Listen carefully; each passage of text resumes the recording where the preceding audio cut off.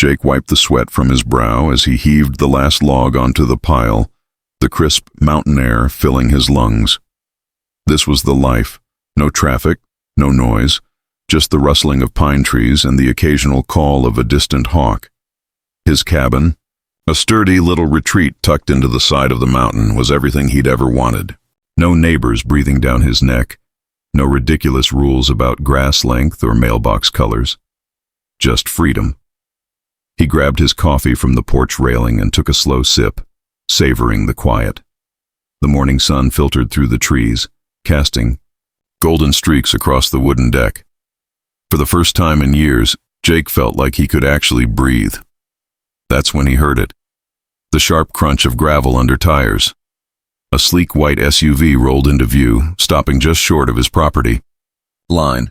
The door swung open, and out stepped a woman in her late 50s, wearing a pristine pastel cardigan and a face that looked like it had been permanently set to disapprove. She marched toward him with the confidence of someone who was used to being obeyed. Jake sighed inwardly. "Here we go." "Good morning," she chirped, though her tone suggested it was anything but. "I'm Karen Whitmore, president of the Pine Ridge Estates Homeowners Association." She gestured vaguely toward the cluster of McMansions barely visible through the trees in the valley below. Jake nodded. "Jake Morrow. What can I do for you, Karen?" Her smile tightened at his casual use of her first name. "Well, Mr. Morrow, I've been getting some complaints about your property." She said the word like it personally offended her. Jake glanced around. "My cabin?" "It's more than just a cabin," she said, pulling out a clipboard like she was about to issue a citation. "It's an eyesore. The unpainted wood, the firewood stacked out in the open, she wrinkled her nose. General rustic aesthetic. It doesn't align with our community standards." Jake blinked. "Ma'am, with all due respect, my cabin isn't part of your HOA." She waved a hand dismissively. "Technically, no. But since you're visible from our neighborhood, we consider you part of our aesthetic jurisdiction." Jake nearly choked on his coffee. "Aesthetic jurisdiction? That's not a real thing." Karen's lips pursed. "It is if the HOA says it is. Now, I've taken the liberty of drafting some minor adjustments you'll need to make." She flipped a page on her clipboard. "First, the exterior needs to be repainted in an approved earth tone. We have a lovely taupe that would work perfectly. Second, the firewood must be stored in a designated containment unit. We can't have wildlife being attracted to the area. And third," she eyed his axe leaning against the porch, "that will need to be locked up. We have children in the neighborhood." Jake stared at her, half convinced this was a prank. "Karen, let me make this clear. I don't answer to you or your HOA. I bought this land specifically so I wouldn't have to deal with this kind of nonsense." Her smile didn't waver, but her eyes turned icy. "Oh, you'll learn to comply, Mr. Morrow. We have ways of enforcing our standards."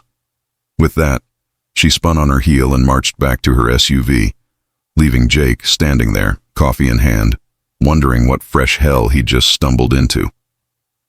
As her car disappeared down the mountain road, he shook his head and muttered, "Lady, you have no idea who you're messing with." Then he grabbed his axe and went back to chopping wood, extra loudly, just in case she was still listening. Jake woke up the next morning to the sound of something scraping against his front door. He groaned, rolling out of bed and shuffling across the creaky wooden floor. Peering through the window, he saw nothing, just the usual quiet expanse of trees and morning mist. But when he opened the door, a crisp white envelope fluttered to his feet. He picked it up, turning it over. In bold, official-looking letters, it read, "Pine Ridge Estates, HOA, violation notice." Jake snorted. "Oh, this ought to be good." Tearing it open, he found a typed letter listing a series of violations that Karen had apparently dreamed up overnight. Unapproved exterior paint color. Natural wood is not an HOA-approved finish. Improper storage of firewood must be enclosed in a wildlife-resistant container. Visible tools, axes, saws, etc., must not be stored in plain view for safety concerns. At the bottom, in aggressive red ink, it warned, "Failure To correct violations within 48 hours will result in further action, including fines and legal proceedings. Jake crumpled the paper into a ball and tossed it into the fireplace. Yeah, good luck with that, he muttered. He spent the morning splitting logs, the rhythmic thunk of the axe echoing through the trees. By midday, he had a fresh stack of firewood, right where it had always been, because who the hell stores firewood in a container?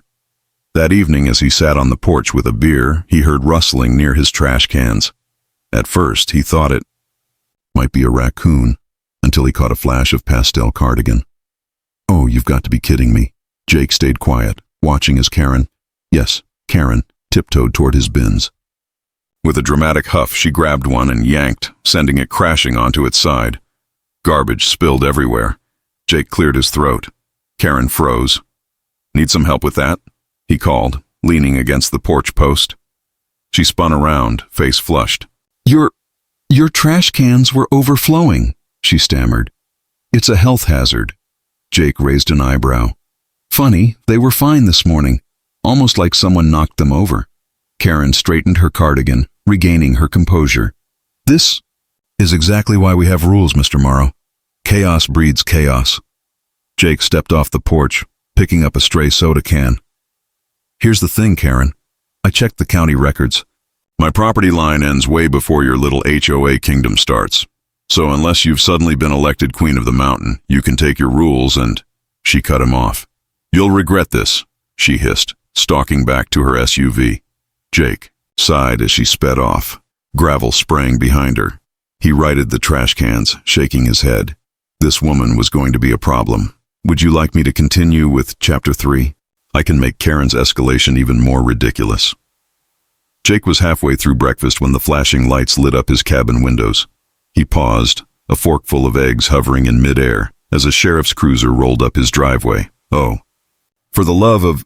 The deputy who stepped out looked about as thrilled to be there as Jake was to see him. He adjusted his hat and gave a weary nod as Jake stepped onto the porch. Morning, the deputy said.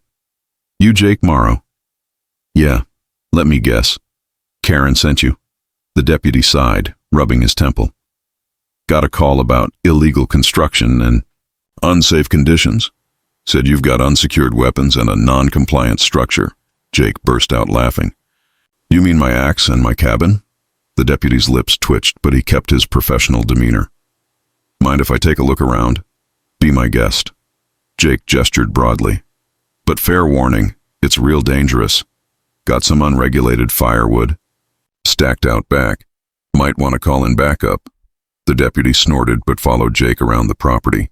Karen had clearly given him an earful. He kept glancing around like he expected to find a meth lab hidden behind the woodpile. After a few minutes, the deputy stopped near the edge of Jake's land, hands on his hips. All right, I've seen enough. You got a deed or something showing this is yours? Jake ducked inside and returned with a thick folder. Survey maps, property tax records, and, just for fun, a highlighted county zoning map proving I'm not in. Karen's HOA. The deputy flipped through the papers, then shook his head. Yeah, that tracks. Sorry to waste your time. Jake grinned. No problem. Want some coffee before you go tell Karen to pound sand? Before the deputy could answer, a shrill voice cut through the trees. Officer. Karen came storming up the driveway, her face flushed. You can't just leave. He's clearly in violation of... Ma'am, the deputy interrupted, holding up Jake's paperwork. This land isn't under your HOA's jurisdiction. Karen's eye twitched. That's impossible. His shed is practically visible from Mrs. Henderson's sunroom. Jake crossed his arms. You mean my cabin? The one I live in? She ignored him, jabbing a finger at the deputy. What about the axe? It's just... lying around? What if a child wanders up here? The deputy stared at her. Ma'am, the nearest kid is half a mile downhill behind a fence and, correct me if I'm wrong, trespassing if they're on this man's property. Karen's mouth opened and closed like a fish. Well, he still needs a permit for that. Eyesore, the deputy pinched the bridge of his nose. I'm not code enforcement, and unless you've got proof of an actual crime, I suggest you... This isn't over. Karen spat, spinning on her heel, The deputy waited until her SUV screeched away before turning back to Jake. You might want to invest in a security camera. Jake chuckled. Nah, watching her lose her mind is the most entertainment I've had in years. The deputy shook his head, muttering something about damn HOA busybodies as he climbed into his cruiser. Jake grabbed his axe and gave it an exaggerated swing, just in case Karen was watching from the trees. Round 3's gonna be fun. Jake was splitting logs when the buzz of an approaching ATV broke the mountain silence. He wiped sweat from his brow and squinted down the trail, only to see Karen leading a small convoy of golf carts, each packed with HOA members in pastel polo shirts. Oh, this is gonna be good. Karen parked just outside his property line and unfolded a megaphone. Jake Morrow. Her voice crackled with static. This is your final warning. The Pine Ridge Estates Homeowners Association has voted unanimously to condemn your... Jake tossed his axe aside and strolled over, arms crossed. Karen, are you seriously holding a town hall meeting on my driveway? One of the golf cart passengers, a balding man in a salmon-colored shirt, cleared his throat. Mr. Morrow, we've received multiple complaints about your unsanctioned logging operation. Jake blinked. My... what? Karen smugly waved a stack of papers. Photos don't lie. You've been clear-cutting this mountain. Jake snatched the papers. They were blurry cell phone pics of him, stacking firewood. He burst out laughing. Yep, you got me. I'm a regular timber baron. Salmon Shirt wasn't amused. We've also documented unpermitted structures. He pointed accusingly at Jake's woodshed. That's a lean-to, Jake said. I built it in an afternoon. Karen gasped like he'd confessed to arson. Without HOA approval. Jake rolled his eyes and pulled out his phone. Hey, Deputy Collins? Yeah, it's Jake again. Karen's back with her HOA posse. They're accusing me of running a logging empire now. The golf cart suddenly looked less confident. Karen snatched the megaphone back. We don't need the police. We're serving you with a cease and desist. She thrust an envelope at him. Jake tore it open and read aloud. Failure to dismantle non-compliant structures and halt deforestation activities will result in... Wow, you even got it notarized. He crumpled it into a ball. Here's my response. He tossed it into his fire pit. The HOA members gasped in unison. You'll regret this, Karen seethed. Looking forward to it, Jake said, grabbing his chainsaw for dramatic effect. The golf carts peeled out in retreat. Later that night, Jake was woken by the roar of an engine. He looked out the window, just in time to see a truck dumping a pile of boulders across his driveway entrance. A familiar voice chirped from the darkness. No unauthorized road access per HOA bylaws. Jake sighed and reached for his shovel. Game on. Jake arrived at the town hall meeting early, leaning against the back wall with his arms crossed as Karen and her HOA cronies set up a projector screen displaying highly incriminating photos of his firewood pile, his axe leaning against the porch, and what appeared to be a very dangerous bird feeder. The room was packed with Pine Ridge Estates residents, murmuring in disapproval as Karen took the podium, adjusting her glasses with a self-important flourish. Ladies and gentlemen, she announced, we are here tonight to address a clear and present danger to our community, Jake Morrow's rogue mountain operation. A few people actually gasped. Jake bit his lip to keep from laughing. Karen clicked to the next slide, a photoshopped image of his cabin with a giant red condemned stamp across it. This so-called cabin is an eyesore, a safety hazard, and, as we've recently discovered, completely unpermitted. A man in the front row stood up. I move we petition the county to seize the land under eminent domain. Jake had heard enough. He strode to the front, ignoring Karen's sputtering protests, and dropped a thick stack of documents on the table. Before y'all start drafting your eviction notice, he said, flipping open the top file, you might want to look at this. The room fell silent as he spread out the papers, property deeds, land surveys, and a very official-looking letter from the county zoning office.